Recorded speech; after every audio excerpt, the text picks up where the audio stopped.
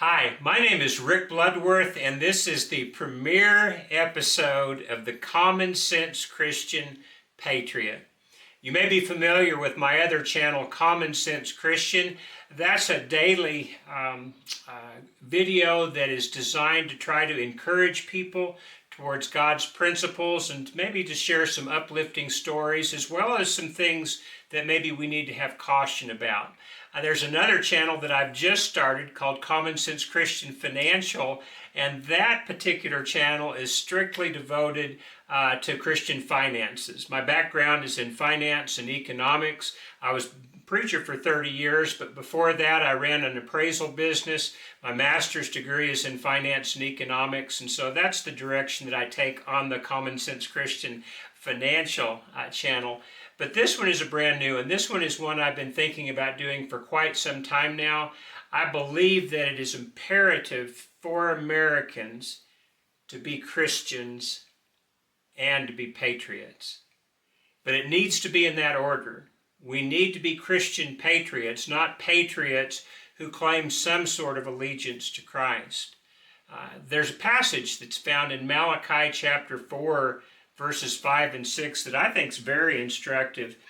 It's the last two sentences written in the Old Testament.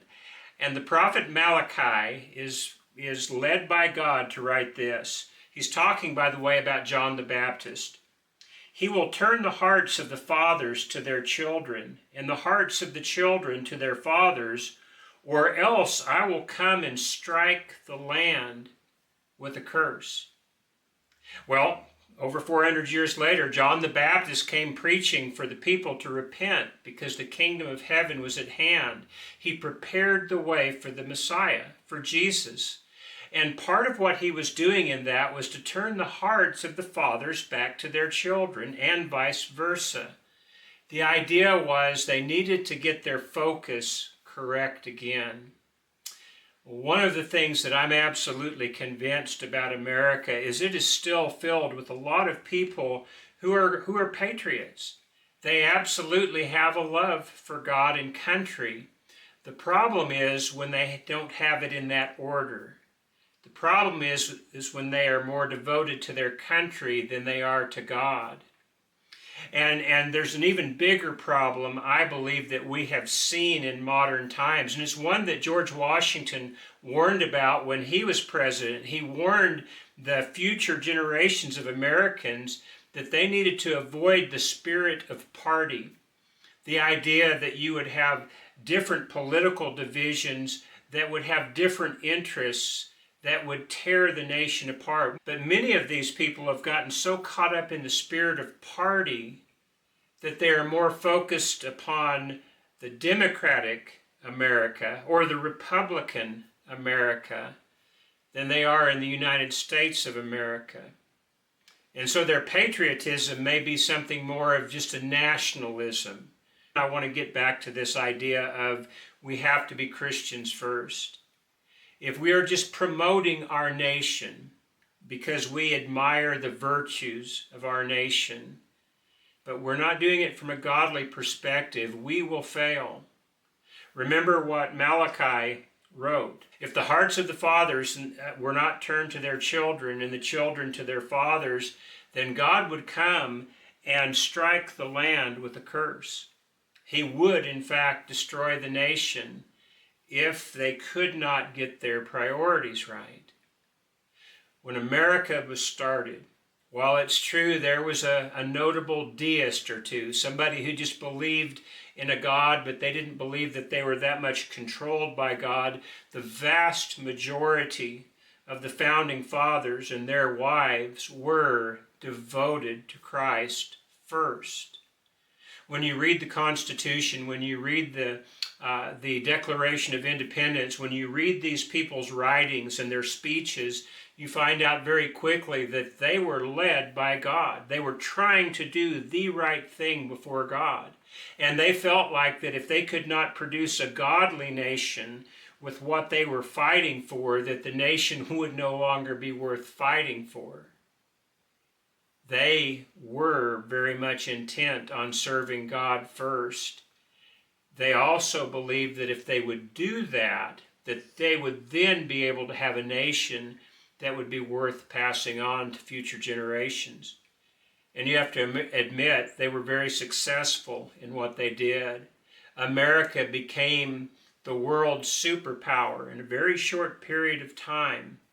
But it also became a nation that other nations wanted to be like, that other people from other nations wanted to come to and be part of, because they felt that the Americans had something in their system, not only in their Constitution, but in their Christian perspective. This idea of treating people the way that you would want to be treated yourself, and treating other nations the way that you would want to be treated yourself, was very appealing. Well, this was early America, wasn't it? The America today, sadly, does not very closely resemble that America. Again, we've become so divided with partisanship, and we have begun to argue over who's going to have power in such a way that it seems like even the nation is taking a second seat. But for those who fancy themselves patriots and yet are not Christians first, they may indeed be patriotic, but they're not going to be worth anything because they're just fighting for a country. This channel is going to be absolutely focused on the idea of being a Christian first, of being a servant of God first. And part of our service to God is going to involve correcting the wrongs that this nation has taken part in recent years. Probably right after World War II was when it really started in earnest. The Supreme Court started passing a series of laws that began to remove God from the public squares. By 1963, God was completely kicked out of the schools. He was not welcome there. In other words, you could not have daily prayers. You could not use the Bible to teach side by side with the textbooks. They thought that we had advanced beyond that. And yet, if you look at what America has devolved to since that time, you have to admit that perhaps we made some pretty serious mistakes by removing God from the public schools. It wasn't just the public schools, though. It's the public square. The people very much began to talk about a separation of church and state as if it was something that was constitutional. Well, it's not. It's not found in the Constitution. The term separation of church and state was coined by Thomas Jefferson when he was writing to a group of Baptists that were concerned that the government was going to declare another religion the state religion.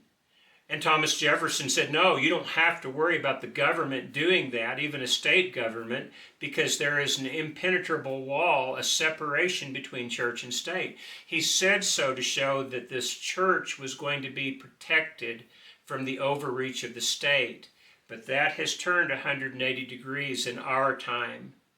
In our time, modern politicians and many Americans, many people prominent in education, and sadly, even some that are fairly prominent leaders within the church or the religious body that they're part of, seem to think that the nation needs to be protected from the church.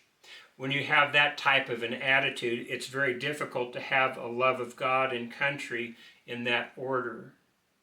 You may love God, or at least think that you do, but if you're more devoted to your country, if you're more concerned about protecting your country from God than you are concerned about upholding God's righteousness, even when the country is threatening it or the government is threatening it, then your priorities are wrong.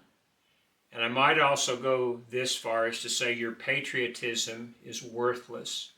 You will become a nationalist under that type of thinking.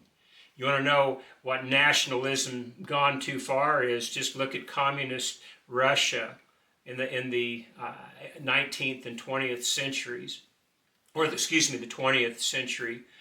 Look at communist China. Look at Nazi Germany. These were people who were nationalists. These were people who were setting up their country as first, as best. And they tried to develop a nationalistic pride to go along with that. But that nationalism was very much devoid of God. And all of these things have failed or are in the process of failing because of that. The sad thing is that America has followed in the footsteps of those three things: Communist Russia, Communist China, and Nazi Germany. Government has overreached to the point they've insinuated themselves in the lives of people in an attempt to control the people, to rule the people, that they have left God behind. Remember, part of being a Christian is loving your neighbor as yourself and doing unto others as you would have them do unto you. And you have to admit that there's not anybody that's all that righteous that would treat their neighbor like the government treats them. Our government has become out of control. It's no longer guided primarily by God. Again, it's mainly controlled by people who have partisan interests and are using those partisan interests in order to obtain more and more power. Christian patriots need to be on guard against this. Christian patriots need to be alert to the fact that whatever political party they identify with, that political party has its own motivations and its own long-term goals that very often are not compatible with God's long-term goals. You see, we're all servants of God. Someday we're going to kneel before God at judgment, and at that point it's not going to matter whether we were an American or any other nationality. It's not going to matter whether we were patriotic or not. The only thing that's going to matter is, were we a good servant of God? I believe that good servants of God make the best patriots, don't get me wrong. But I believe those who do not have the intent to be a servant of God first before a servant of their nation make very poor patriots. And they also make very poor masters. But that's what we've eventuated to. America is in trouble right now. The depth of sin is out of control. Our cities that used to be gleaming examples of what free enterprise could do have now very much deteriorated. Our drug problem is out of control. Our crime problem is out of control. And I would have to say our love for our fellow man is waning. What has happened? Well, in many instances, the hearts of the fathers and the mothers were not turned towards their children. And the hearts of the children were not turned towards their parents. And they weren't turned towards each other because they had left God. And while they may have become so-called patriots, they no longer were anything that would be recognizable as a Christian. If we are going to be the type of patriots that we need to be, we are first and foremost going to have to be servants of God. We're going to have to find out what God says from His Word that He expects of us, and then we're going to have to do it, and we're going to have to stand upon that. We're going to have to start taking righteous stands so that when the government starts to overreach into the areas that are reserved for God, Christians are going to need to stand up and say no more. But they need to do that in such a way as to be able to build up the nation instead of tearing it down. We do need to be patriots. We do need to have a love for God and country, but it has to be in that order. Otherwise, it is absolutely worthless. Do you love God? Do you love your country? Do you consider yourself a patriot? Well, I do too. We just need to be very cautious to make sure that we have our devotions in the right order and that we keep them in the right perspective. Then we can set about to setting right some of the wrongs that have occurred in recent years. And maybe by doing so, maybe by putting God first, we will be able to accomplish something that all the partisan politicians have been unable to accomplish. Maybe we can return America to its greatness. I do appreciate your tuning in, and I hope that we will see you again shortly. God bless.